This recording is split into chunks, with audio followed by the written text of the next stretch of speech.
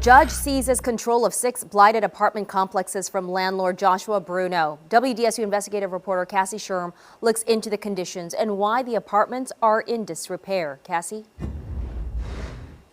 Well, the best way to describe the conditions here at Cypress Park is they're basically unlivable, but people are still actually living in these apartments back behind me. Here you can see this one, no doors all the way through, but this is just one of the examples of what we've been seeing throughout this apartment complex. But it's not just the deteriorating buildings, it's also the piles of trash here that's making it a very unsafe living conditions for people. But many of the renters say they have nowhere else to go, so they feel trapped. I could say deplorable. I mean, it's unlivable, but yet we still have to live here because we have to find a place to take us.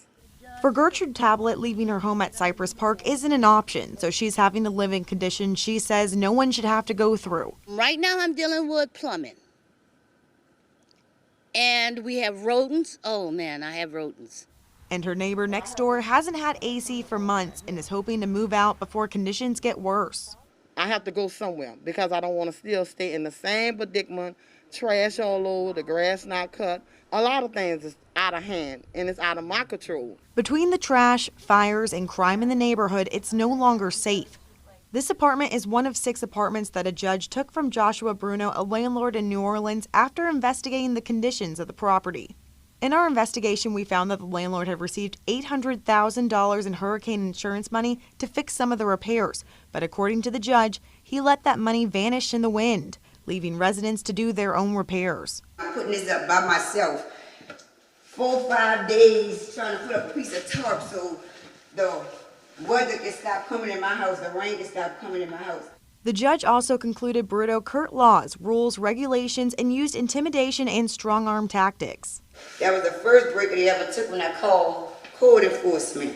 Advocates for the renters say this isn't the first time they have fought against the landlord. We know him to have a number of practices that we believe are unfair to tenants, including failure to maintain his properties and other exploitative practices and mistreatment of tenants. And so he's been probably the most serious problem landlord that we've been dealing with for upwards of a decade. The worst case was at Oakmont Apartments, where the city ended up having to help relocate residents living in filth.